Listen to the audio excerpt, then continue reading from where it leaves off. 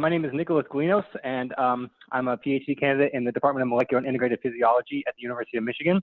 I'm a resident of Ward 5 in Ann Arbor, and I'm calling in support of the resolution to decriminalize entheogenic plants in Ann Arbor.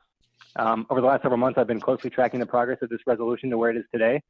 And I have to say that seeing this resolution brought forth in my home city of Ann Arbor is extremely exciting and makes me feel proud to live in a city where these topics can be openly discussed on a public platform in an educated and thoughtful manner. This resolution is exciting because it brings into question a decades-long blanket drug policy that has only initiated a destructive war on drugs and perpetuated a stigma around plants and compounds that have proven to be extremely safe and tolerable relative to other legal drugs like alcohol and tobacco. In these times of unprecedented change and uncertainty, I believe it's time that we ask ourselves if these dated policies are still relevant and applicable in today's society.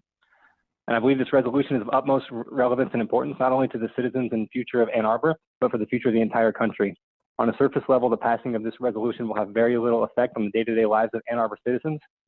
As you know, it proposes only to relegate the enforcement of entheogenic plants to a lowest law enforcement priority status. But this is essentially already the case. These plants pose very little threat to the safety or well-being of Ann Arbor citizens. They make up merely a fraction of a percent of the city's total crime, and they therefore do not necessitate current or additional levels of manpower or resources to enforce them. But on a deeper level, the passing of this proposal would mark a significant forward-thinking step toward the improvement of the health, well-being, and freedoms of Ann Arbor citizens and others across the country. Many of these entheogenic plants have proven to be extremely beneficial in treating various forms of mental illnesses, as you have probably read about. So to continue to deny the efficacy and potential of these plants and compounds in improving the human condition is to perpetuate an outdated blanketing drug policy scheme that has done little more than initiate the ineffective and problematic war on drugs while stifling clinical and scientific research. As a community, we now have the opportunity to be on the forefront of change and be a leader in this country as more and more municipalities work toward initiating similar decriminalization resolutions. How much time do I have remaining?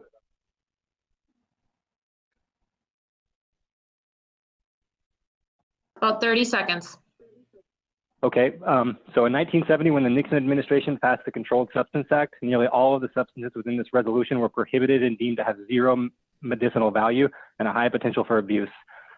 This swipe of the pen put an immediate halt to a burgeoning field of research that was at the time heralding these substances as potential wonder drugs for the future of psychiatry and psychology. And for the following 30 years, essentially no research was carried out on these substances. But finally, there has been a shift. Psychedelic research centers, nonprofit organizations, and FDA-approved trials are appearing across the globe, revealing exciting new advancements in mental health therapy on a daily basis.